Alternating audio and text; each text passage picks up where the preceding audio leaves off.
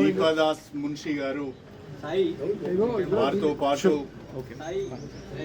AICC సెక్రటరీలు చౌదరి గారు, విష్ణు గారు, ఏఐసిసి ప్రతినిధులుగా, పిసిసి ప్రతినిధులుగా సోదరులు మల్లు రవి గారు, సోదరులు సంపత్ గారు, సోదరులు డాక్టర్ సత్యనారాయణ గారు, రోహిత్ రెడ్డి గారు, వీళ్ళందరూ కూడా ఈరోజు మా ఇంటికి రావడం జరిగింది.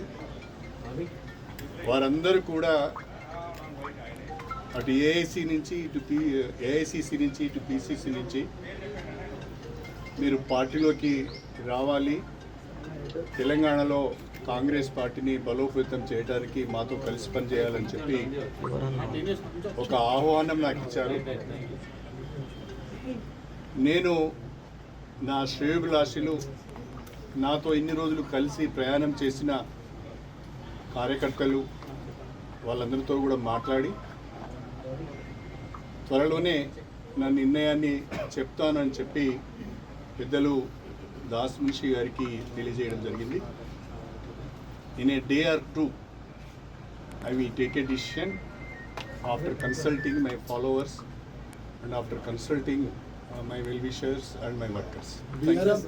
అభ్యర్థిగా సంచరించుకునేది కాంగ్రెస్ పార్టీ చేస్తారని చెప్తున్నారు. నేను ఇంకా కాంగ్రెస్ పార్టీలోనే చేరలేదు, అప్పుడే కాంగ్రెస్ పార్టీ అభ్యర్థిగా పోటీ చేస్తామని ఎలా చెప్తారు? కాబట్టి yet I have not taken a decision. పోటీ చేసే అవకాశం ఉంది. I have to take a decision first. Then I will think. మీరు మీ క్యాడర్ కి ఏం చెప్తారు సార్? అంటే ఈ నా క్యాడర్ కి నేను మాట్లాడే విషయాలన్నీ మీకు చెప్పను కదా సార్. బీఆర్ఎస్ అన్ని అవకాశాలు ఇచ్చినా ఒక్కొక్కరు చేజారిపోతున్నారు. కేకే విషయంలో కానీ మీ విషయంలో కానీ అంటే ఏం జరుగుతుంది పార్టీలో? For various reasons party is losing ground.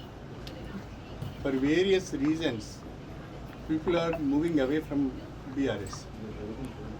So to serve the people and to do something for the constituency, we have to take a decision, we have to take a call.